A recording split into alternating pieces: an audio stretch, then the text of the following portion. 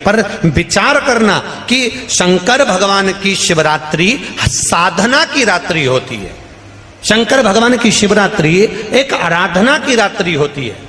हमने पहले भी कथाओं में कहा, हर महीने शिवरात्रि आती है, प्रत्येक महीने शिवरात्रि पड़ती है, और प्रत्येक महीने की शिवरात्रि पर अगर आपसे बन सके, आप दुनिया में अगर आपके पास में लोग कहें कि ये बहुत गरीब व्यक्ति है, बहुत साधारण व्यक्ति है, इसके पास धन नहीं है, वैभव नहीं है, सत्ता नहीं है, इसके पास खुद का मकान नहीं है, इसके पास खुद की प्रॉपर्टी नहीं है, इसके पास खुद की दुकान नहीं है, दूसरे के यहाँ काम करता है, इसके पास कुछ भी नहीं है, हम उनसे कहेंगे 12 महीने शिवरात्रि आती है, 5 जगह पर चढ़ाई हुई बेलपत्र, आप एक वर्ष 12 शिवरात्रि का एक नियम ले लो, 5 जगह पर बेलपत्र समर्पित करना सीख जाओ।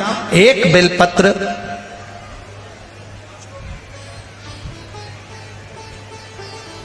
ये शिवलिंग, ये जलाधारी, बहुत ध्यान से देखना, ये चरण जहां से जल नीचे गिरता है, गणेश जी का स्थान, कार्तिकेय जी का स्थान, ये हस्तकमल माता पार्वती जी का हाथ हस्तकमल, शिवलिंग भगवान शंकर का स्थान। ऊपर से जो एक एक बूंद जल शिवलिंग के ऊपर गिर रहा है, शंकर भगवान की 5 बेटियां जया, विषहरा, शामरीबारी, दौतली, देव, बीच में जो एक मोटी सी लाइन है वो शंकर भगवान की छोटी लड़की, क्या नाम है? अशोक सुंदरी। ये पूरे शिवलिंग का वर्णन। 5 जगह पर बेलपत्र, 5 स्थान पर बेलपत्र, 12 महीने की शिवरात्रि। आप दूसरे के यहाँ काम कर रहे हो, नहीं है नौकरी, नहीं है काम, दूसरे के मकान में रह रहे हो, खुद का मकान भी नहीं, खुद का प्लाट भी नहीं, खुद की प्रॉपर्टी भी नहीं, बहुत संघर्ष की जिंदगी जी रहे हो, ठेला धका रहे, लॉरी चला रहे, गाड़ी चला रहे, ऑटो चला रहे, अपने लिए करने का प्रयास करना। घर में जितने सदस्य हैं, 12 महीने शिवरात्रि आती है, एक बेलपत्र अशोक सुंदरी वाली जगह पर, डंडी का मुंह नीचे की ओर। दूसरी बेलपत्र माता पार्वती जी के हस्त कमल पर, ये 2 पत्ती जो होती है, इस पत्ती के 2 भाग शिवलिंग के बीच में हो। तीसरी बेलपत्र भगवान शंकर के शिवलिंग पर, डंडी का भाग आपके विपरीत दिशा में हो, विपरीत दिशा।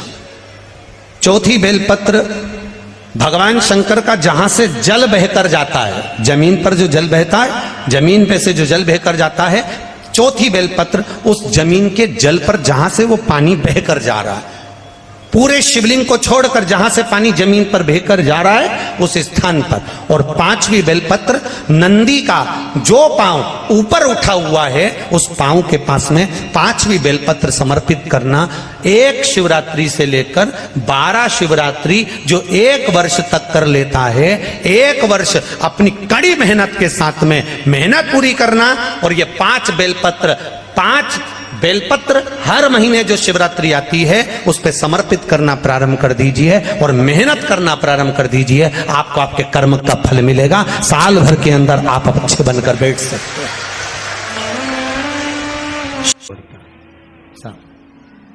शिव महापुराण की कथा कहती है, आप अगर विश्वास रखे हो,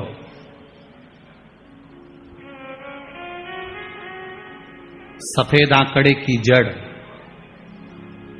जिस नारी का संतान नहीं हो, गर्भ नहीं ठहरा हो, सफेद आंकड़े की जड़, जिस देव अधिदेव महादेव की कथा जिस तुम्बरुका जी ने श्रवण कराई है, शंकर भगवान जिनके सामने बैठकर शिव पुराण की कथा सुन रहे हैं, उन तुम्बरुका जी का नाम लेकर शिवलिंग पे से 21 बार घुमाकर मंदिर में ही कमर पर 7वें दिन रजस्वला धर्म के जो बांध लेता है, और एक पीपल का पत्ता अवधूतेश्वर महादेव का नाम लेकर शंकर पर चढ़ाकर उसको गाय के दूध में उकाल कर रात्रि को दोनों पति पत्नी अगर पीकर सोते हैं, 3 महीने में भगवान भोलेनाथ उसकी गोद भर देते हैं। ये शिव तत्व, शंकर देता जरूर है।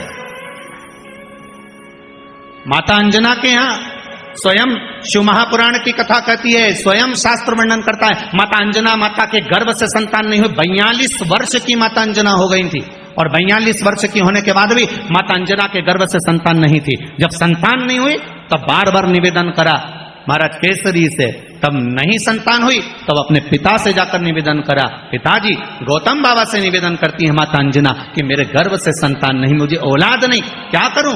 तब गौतम बाबा ने कहा एक पार्थिव शिवलिंग का निर्माण करो, मिट्टी का शिवलिंग बनाओ, उसकी पूजन करो। और माता अंजना उस मिट्टी के शिवलिंग के पूजन में ऐसी लीन हो गई कि मिट्टी का शिवलिंग का निर्माण करती, पूजन करती। एक बार देवाधिदेव महादेव ने कह दिया, जाओ पार्वती जरा जाकर पूछो कि अंजना को चाहिए क्या,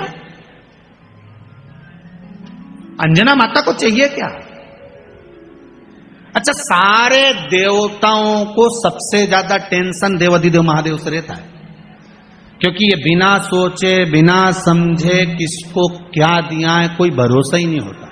एक बार तो ब्रह्मा जी ने खुद ने कह दिया, साहब हमको तो इस्तीफा दे दो, हमको नौकरी करना ही नहीं बैकुंठ में बिल्कुल भी। तो भगवान विष्णु ने पूछा हुआ क्या? बस प्रभु, राजा श्वेत की अंतिम समय, प्राण छूटने का दिन, उसको यमराज लेने के लिए गए और देवाधिदेव महादेव वहां खड़े हो गए और क्या कहे, लेके मत चले जाना, उसकी अंतिम सांस, और क्या कहे, लेके मत जाना। और मेरा बेटा जब लाने लगा तो उसके प्राणों को हर लिया, यमराज ही मर गया। फिर मेरी पोती गई मृत्यु देवी, उससे कहा उठा ला राजा श्वेत को, वो राजा श्वेत को जैसी मृत्यु देवी ने फांस डाली, भगवान शंकर ने उसको भी मार दिया। अब बताओ, सूर्य नारायण भगवान बोले कि मेरा बेटा भी मर गया, मेरी पोती भी मर गई, अब बताओ क्या करें? तो भगवान ब्रह्मा जी ने शंकर जी से जाकर कहा, भोलेनाथ ये आपकी आदत बहुत गलत है, जब इसको मरना था तो आपने क्यों बचाया? शंकर जी बोले मेरे मंदिर में बैठा था, जगह तो देखो कि कहां बैठा है।